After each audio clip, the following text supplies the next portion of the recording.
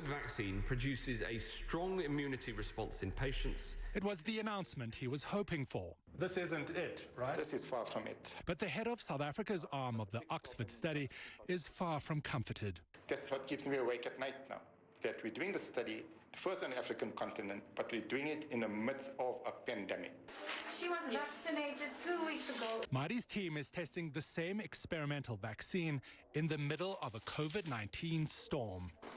We're even finding enough negative volunteers to make up their 2,000-participant study is a challenge. It might well be that we fail, not because the vaccine doesn't work in protecting people, but simply because the force of exposure is so tremendous.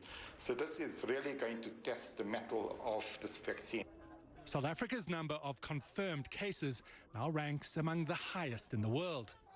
What happens here over the next few weeks, the WHO warns, is a troubling marker of what the rest of the continent could face. We could experience multiple waves of an outbreak for the next 2 to 3 years. So the thing that's going to probably break the back of this pandemic at the end of the day, not just in South Africa, but globally, is a vaccine.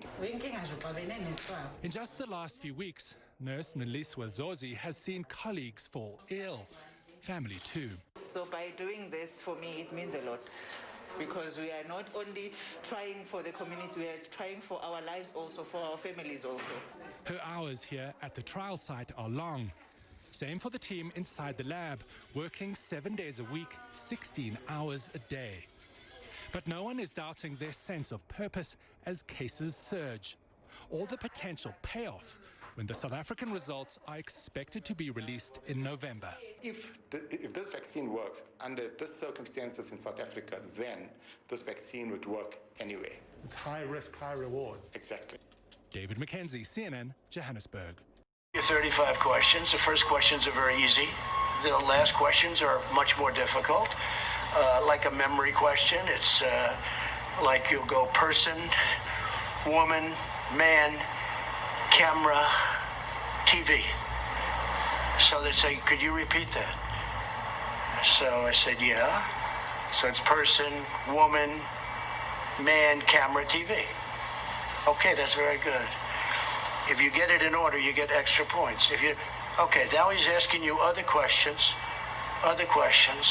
and then 10 minutes, 15, 20 minutes later, they say, remember the first question? Not the first, but the 10th question?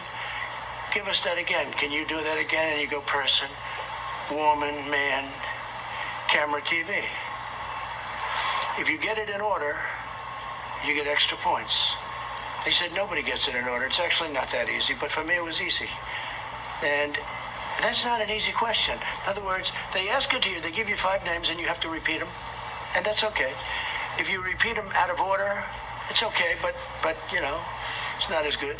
But then when you go back about 20, 25 minutes later and they say, go back to that question, they don't tell you this, go back to that question and repeat them. Can you do it? And you go, person, woman, man, camera, TV.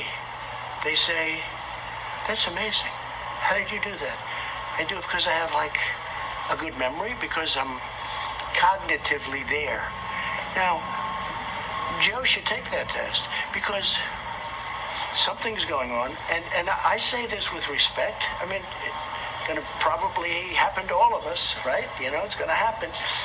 But we can't take a chance of it happening. When you're dealing with Russia, and there's nobody been tougher to Russia than me, nobody been tougher to China than me, I can tell you right now, they would love to see Joe Biden instead of Trump.